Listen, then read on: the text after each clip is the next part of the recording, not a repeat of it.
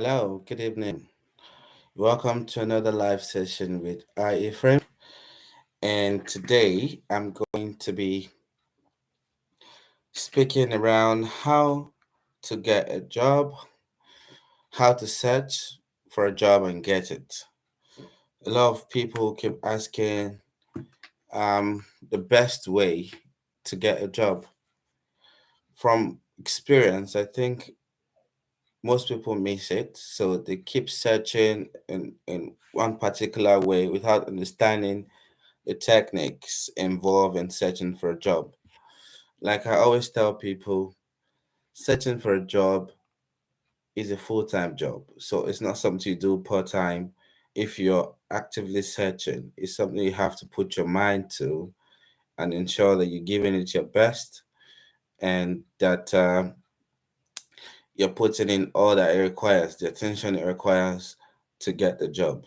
Except you're passively searching, there are a number of things that you can do from application process through the interview and until you get the job. So in this live video, I'm going to be sharing quite a number of points, things that have worked for me and um, that has also worked for other people that have coached over the years on how to search for a job.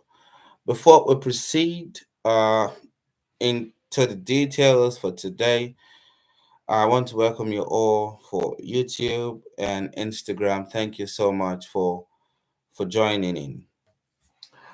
Just before we go on, I'd like to share a brief introduction to two of my books. As you can see, I wrote these two books in 2021, and they're valuable books that will be useful for young people. The first one I wrote was in May, How to Succeed in Your Career. Succeed in your career, things that you need to know.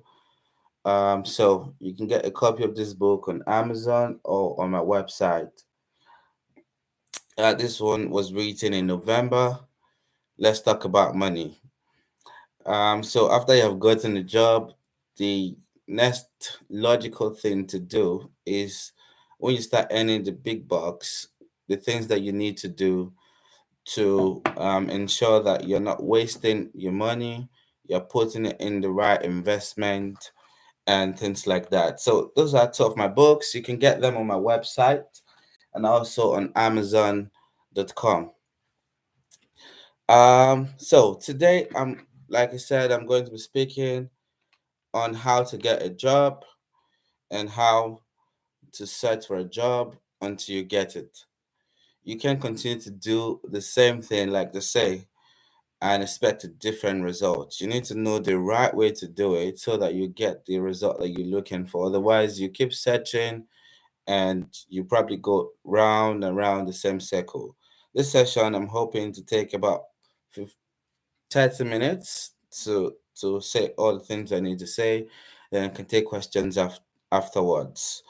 Just before I go into the teaching, I'd just like to explain some of the things I do, and I primarily do CV writing. So if you reside any part of the world, it'll be good to have your CV checked so that you're ready for that new job that you're searching. Or if you're not searching, you're just enjoying where you are right now, and in the future you might likely search. It'll be good to also put in your work description and what you're doing currently, updated CV, so that when the opportunity comes, you're not rushing to complete your CV. You have it handy and ready to go. So I do CV, I do interview coaching, I do career counseling. I try not to make it a retainer so that you can be flexible to do what you want to do. But recently, I thought that it would be good to help you through that process of searching for a job, through the interview process, getting the job, and continue coaching in the career as you progress in your career. So, those are also services that I um, provide. Then I'm also into cover letter writing. statement of purpose, LinkedIn optimization. I'm going to mention a lot of things about LinkedIn today that you probably know when you're searching for a job. So those are some of the service that I do apart from my books, and I also do personal finance coaching. So in case you want a redirection on how to save, how to invest, um, yeah, type of investment you should be doing, and things like that. So we can talk about your 1 year whole plan and 5 year plan. Anyways, let's move to the matter of today, which is how to get a job. I've outlined three main things that you can do on searching for a job. So I'll just run through them. The first is how to search. The second is what you do during the application process. Then the third is interview. Then the last, which is the bonus one, is the things that you need to do after the interview. So I've broken the steps down so that you envision it. So when you're searching for a job, you're not just throwing your CV around like what most people do. You plan to get a job, you have to put in all the necessary effort to get the job, and not just, oh, they said send application, you just send your CV. That's not what I would encourage. So what do you do when you search for a job? If you came early, I mentioned earlier that you need to be proactive when you're searching for a job, because searching for a job is a full-time job. Even if you have a job currently or you're in between jobs, you need to take a proactive step in searching for a job. Most people, from what I know and have seen, is they wait for the companies to advertise those vacancies before they apply. That's a reactive way of job searching. If you're actually looking for a job, you know the type of job that you're looking for and the companies where you would like to work. So you don't wait, you don't reactively search for a job, you proactively search. When I was searching for mine, I did a top 10 list.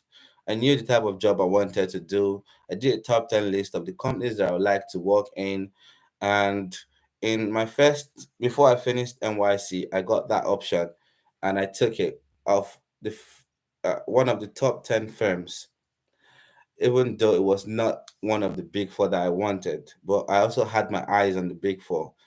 And after 6 months of doing that job, I landed a big four job. So it's you have to proactively search.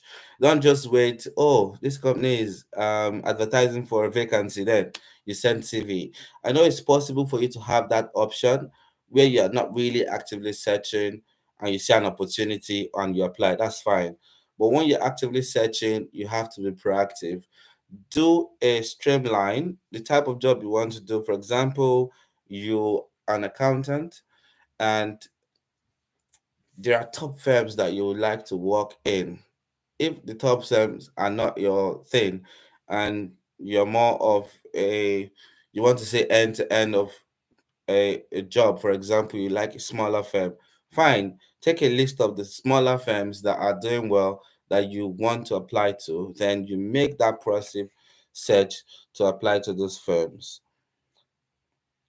And how do you do that? You go through the website, you see that most of them have the career section on their website that you can easily go through. Some they don't have the jobs advertised, but you can still apply anyway because you want to get in. So you don't need to wait for the job to be advertised before you apply. So you can still apply even when there's no advert. So go through the website, see what they're into, things that interest you about the company that you really that's attracting you to it, and apply through um, that method. Then use LinkedIn hashtag. Don't A lot of people don't know the usefulness of LinkedIn. You see people say how the success story and how they got to the new job that they are in. So you can, and most of those success stories come with hashtag, and most of those comments you will see, oh, I'm thanking this person for helping me with so. So you follow that trail to see exactly what this person's did. Then you can also do the same thing that they did. Most of them would have even posted the jobs, the notification on the LinkedIn that, oh, they're searching for a job in a particular industry. These are their skill sets. Look at what people are doing and do the same. Don't reactively look for a job. Um, then there are four main ways of looking for a job, and the first way is through the hiring manager. Every vacancy that is advertised go through an hiring manager, which is usually the person that needs your skill in their department. So that hiring manager go through their HR to say, "Oh, please help us search for this person." But the most advert to come with the hiring manager and not just blanket HR, except their entry level role that HR will probably be asking. But most jobs for experienced hire, you get a hiring manager, the person requesting for that skill.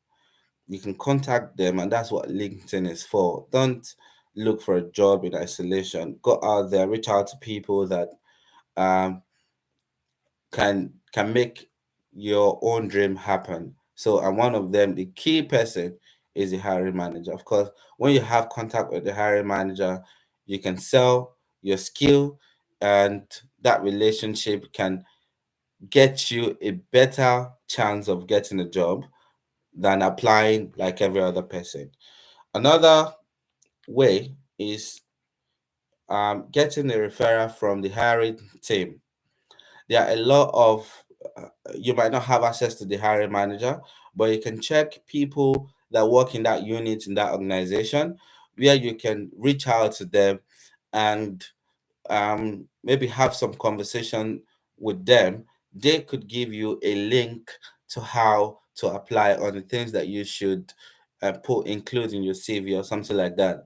So the best way, and with a greater chance of getting a job, is going through the hiring manager or going through a referral from a team member. That's another way. Another way is to get a referral from someone in the company. So hiring manager, a, a team member in that unit that you're applying to, or someone in that company that can refer you. Those are the three ways of landing a a job through searching, where you're going through people already in the system. Then, of course, the fourth way is you applying yourself without knowing anyone. It's not a total waste, because a lot of people still do that and they land the jobs. So reach out to, if you can reach out to the recruitment manager, get someone in the team that can refer you, or someone in the company that can refer you. If you can't get all of those three um, way in, you can apply directly by yourself and hope that your application is sent. But again, you're not just hoping in the dark. You have done a lot of research. You've gone through on your website. You see the skills that they need, and all of this. If you have to apply by yourself, takes me to my second point: your application process. Remember, I told you there are four levels of um, applying for a job and getting it: the search, which we have talked about, the application, interview, and what you do after the interview. In the application process, that's some of the things I talked about in my introduction. The key things in the application process is your CV and your cover letter. There are some jobs that don't require cover letter, just ask for your CV, which is fine. But it means that you need to be deliberate as you prepare your CV, which includes putting in some keywords in the advert and ensuring that they are pronounced. So if there are keywords that the job advert has indicated, you need to include those keywords on your CV and ensure that you have them pronounced. Um, that's a service I provide. So it means that you can update your CV from time to time to accommodate new keywords, especially if you're searching to different organization at the same time. You don't use the blanket CV, but you need your CV to be professionally done by a CV company, or if you can devote the time in to do it yourself, which would be good. um there are different templates that you can see online, and you have access to numerous resources to make your CV a professional one. Otherwise, you can reach out to my team. We'll be happy to help with that. Then cover letter. A lot of people don't understand the trick about cover letter. So if a company is asking for cover letter, that's a good opportunity for you to sell yourself. Now, how do you write a cover letter? A cover letter you shouldn't take more than 3 or 4 paragraphs when you're writing a cover letter. Of course, do your normal introduction, who you are, the school you went to, and the type of experience that you have had. You can do that in that paragraph. If you have professional qualification, you can add that as well. In the second paragraph, go straight to the point, taking your talking point from the job advert. The job advert that said these are the skills that are desirable.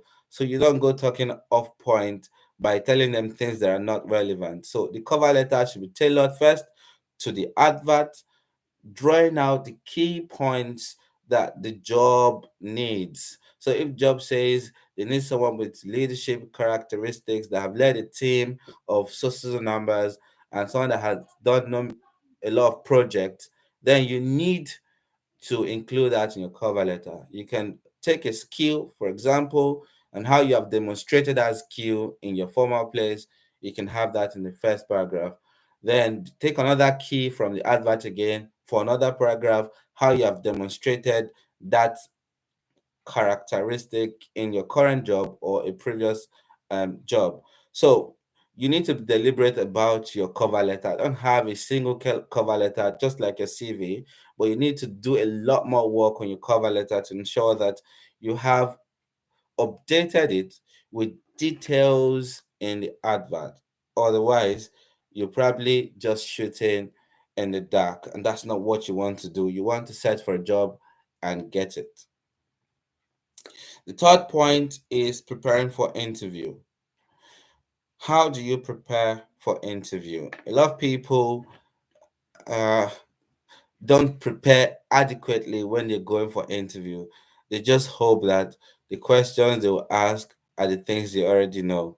Yes, it's possible they ask the things you already know, but you need to be deliberate again in preparing for your interview. You need to do your research. You need to do your research about the company. You need to know something about the company that makes them stand out. This will give you points to things that you could ask them um, during after the interview. They ask any question for us. These are things that we equip you to ask them questions after the interview or before the interview, as the case may be. So look for latest news about the company. Um, then some interview question might come to say, "Why us?" So your research about the company will guide you on how you should respond to the why us question. So if you haven't done your research and they ask you why us, what do you say? So you need to be prepared by searching the internet, searching the company's website, and searching latest news about the company anywhere you can find it. Then there are some companies that people have done interviews at and public forums where they have discussed these things. So it will be good to do your research, go into those forums. It could be on Glassdoor. There are a lot of conversations to go in Glassdoor. So you should be able to go into those websites and check what people have said about interview, the type of questions they ask. This is all preparing you for that interview. You don't go into an interview blindly, except you have done interview again and again and again, and you are so sure that nothing would come as a surprise. So yes, so search their website, go back to search forums. There you can where people have discussed the opportunities and how um, what the company is looking out for people that have done the interviews in the past. Prepare to ask 2 or 3 questions. They'll usually ask you, do you have any question for us? Don't say no. That's losing the opportunity of having a proper conversation that is not tensed. And they'll probably get to know you and your personality when you ask questions. It means you have done your research and you're asking intelligent questions. Then, another point that you should know is during the interview, be confident and be yourself. A lot of interviewers can see through interviewees when they ask questions. So if you're not confident or you're not yourself in that moment, most interviewers will know that you are pretending to be something that you're not. So it's better to be yourself. I know it can be a bit intimidating if you have more than 1 or 2 or 3 people interviewing you, but you can quickly skip past that initial fear and be more comfortable, especially when they ask you, tell us about yourself. So that question is supposed to make you relax and talk about yourself in a very conducive environment where you don't feel fear. So that when they start asking you a question, you are more confident to answer based on your knowledge and who you are. Sometimes it's better not to um it's better to be yourself so that if you think you're not fit for the job, you don't take it than taking it and struggling through the process. So if you pretend and tell the things that you haven't done that you have done, those have a way of backfiring, especially if you have not done a thorough job or if you don't have the necessary experience for that role. Ensuring you understand the question. This is what I usually tell people that I do interview coaching with. If you are being interviewed and you're asked a question, ensure you understand that question. Let's just jump into answering the question because you think in your mind that you understand and you start talking out of point. So understand the question, know what they're asking, and respond. If you don't understand, ask them again. If the grammar that they have used are too big, you can ask them to explain the question for you to respond to. It's better than talking off point. Trust me. Then this is very important. If you are being asked scenario based questions, then use the STAR approach. Time will not allow me to give a detailed example of how to use the STAR approach. I'm sure I've done this again and again. You can check my previous videos to see how I've explained this, but I'll just give you the meaning of the acronym STAR. It's normal STAR with double R at the end. So, STAR approach for scenario based questions, always use the STAR approach. It helps the interviewer to know your experience, that you know what you're doing, and you're not just talking from your head. So, what is this STAR approach? Is the situation, explain the situation that the interviewer is asking, where you have experienced or exhibited this behavior that they want to see, because the scenario based question, you have to give a proper scenario. So give a situation, which is the beginning of the star S. Then the T is a task, what you expected to do. The situation tells the big picture. The task tells us exactly what you're supposed to do. The A is the action. So what did you do?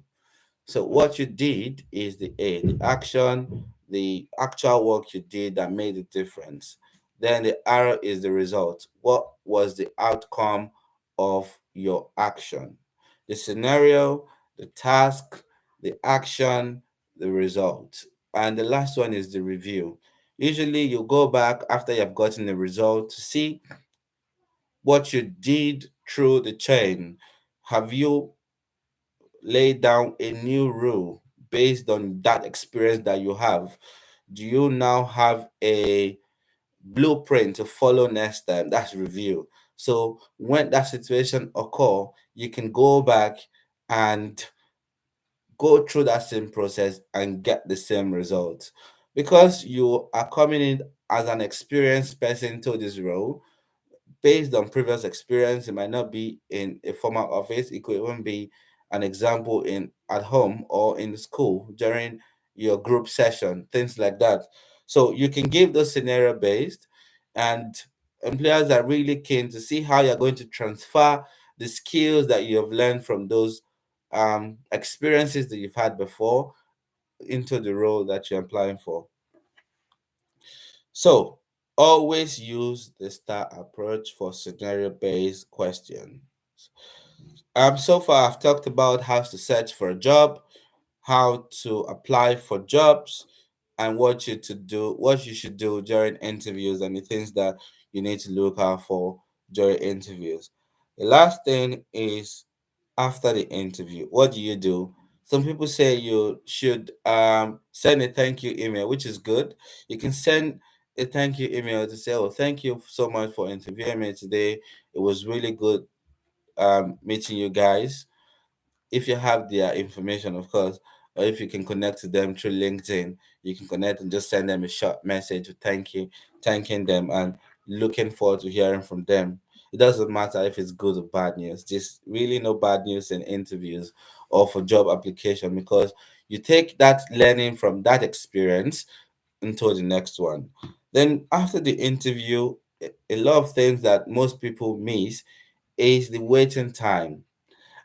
J- it's possible that you have done all the things you need to do. You did all the research, you searched for a job, you even get a referral, and you did well in the interview from your own point. You answered all the questions to the best of your knowledge, and at the end of the day, they haven't said yes, they haven't said no, or sometimes they say no. There's a waiting time. Job uh, Getting a job doesn't mean that, oh, you have done all the right thing, then you must get the job. Sometimes it doesn't work like that. Sometimes it work like that, where you are um just leaving one and getting one immediately. So in that state of waiting, you wait and be gracious in that state. Don't be too anxious. And I tell a lot of people, when you finish one interview, I haven't heard from them. You don't apply for one job. There are other lists. Initially, I said make a top 10 list. So you have a list of companies that you want to work in. You can't just have only one. Even if it's only one, you can get a bridge and still target that only one eventually. But there is a waiting time that you must wait. For most people, it could be a month. Some take weeks, some take even more than a month. Depending on the industry that you're looking at and the type of experience that you have, waiting time is important. You be hopeful, and if you are a believer of God, you can pray and hope that your the effort that you put in will be fruitful. Those are the key points that I wanted to share today. Remember to always apply for different jobs, not just one company. So don't put, like they say, your eggs in one basket.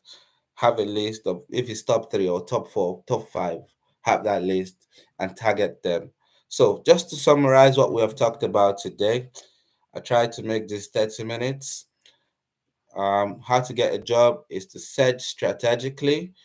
Don't search or wait for the job to be advertised before you apply. So you need to search strategically, and what you need to do in your application process, how to make your CV work for you, and how to make a cover letter work for you. Then the things that you need to do during interview, I talked about that, and the things that you need to do after the interview.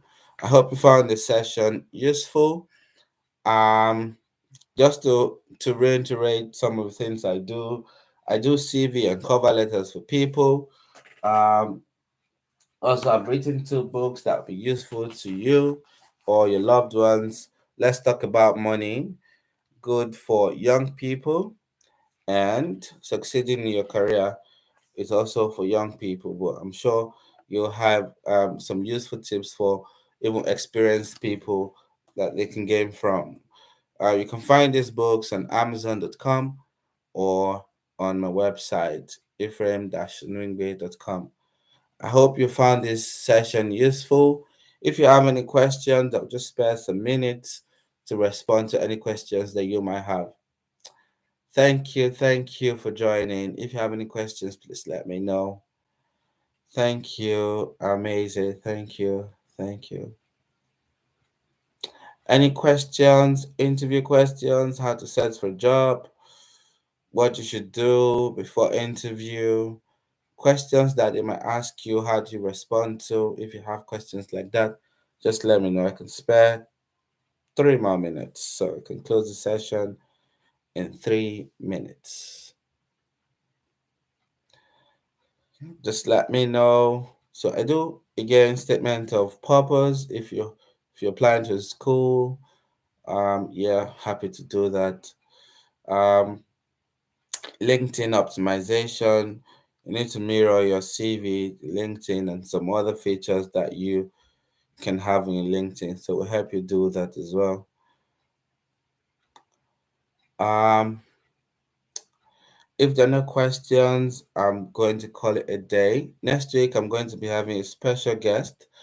So far we have been doing career and money week on week. Last week we had Nosa talk about investment for young professionals. If you haven't seen that video, please go back and check what we have discussed on investing.